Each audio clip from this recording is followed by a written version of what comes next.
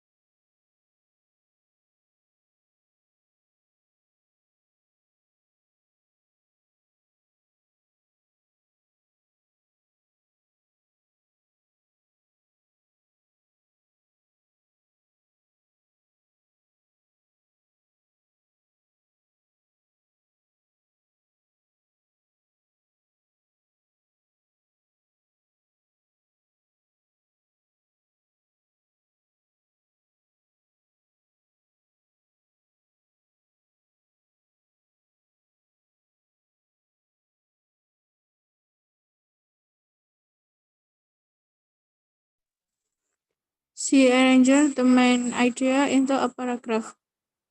Ambulatory blood pressure monitoring is currently used only in the minority of patients with hypertension, but its use is gradually increasing. The monitoring and reasonably convenient to wear and generally accurate. Ambulatory monitoring can be regarded as the gold standard for the prediction of risk related to blood pressure. Science prognosis studies have shown that it predicts clinical outcome better than conventional blood pressure measurement. Therefore, a good case can be made for using the technique in all patients in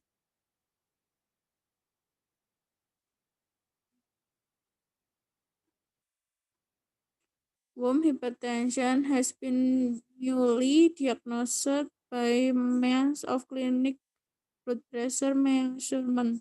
The role of ambulatory blood pressure monitoring for diagnosing marked hypertension is uncertain.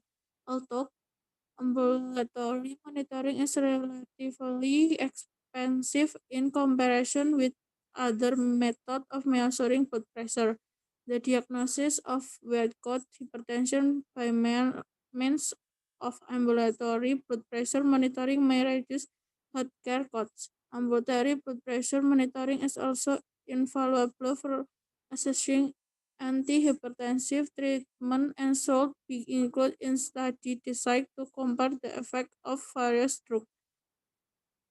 Nighttime blood pressure can be assessed only with ambulatory blood pressure monitoring, and evidence suggests the value of blood pressure that decrease at night may be associated with a advised prognosis, also unresolved in the extent to which ambulatory blood pressure monitoring can be supplied by home monitoring, which was not included in most of the studies documenting the superiority of ambulatory monitoring over traditional clinic blood pressure measurement.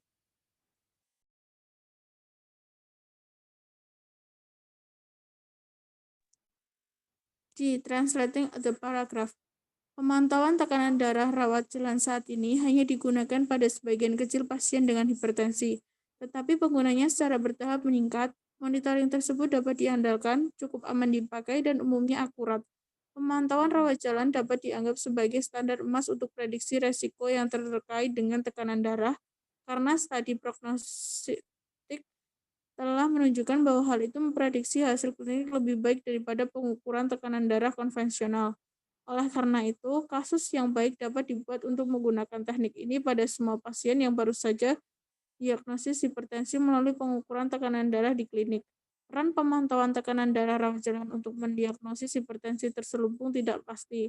Meskipun pemantauan rawat jalan relatif mahal dibandingkan dengan metode lain, untuk mengukur tekanan darah, diagnosis hipertensi lapisan putih melalui pemantauan tekanan darah rawat jalan dapat mengurangi biaya perawatan kesehatan.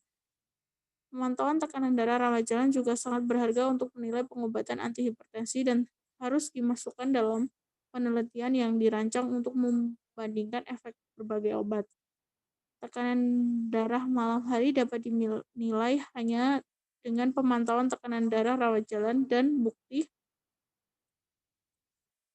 menunjukkan bahwa kegagalan penurunan tekanan darah pada malam hari dapat dikaitkan dengan prognosis yang merugikan. Jumlah belum terselesaikan adalah sejauh mana pemantauan tekanan darah rawat jalan dapat digantikan oleh pemantauan rumah, yang tidak termasuk dalam sebagian besar penelitian yang mendokumentasikan keunggulan pemantauan rawat jalan dibandingkan pengukuran tekanan darah klinik tradisional.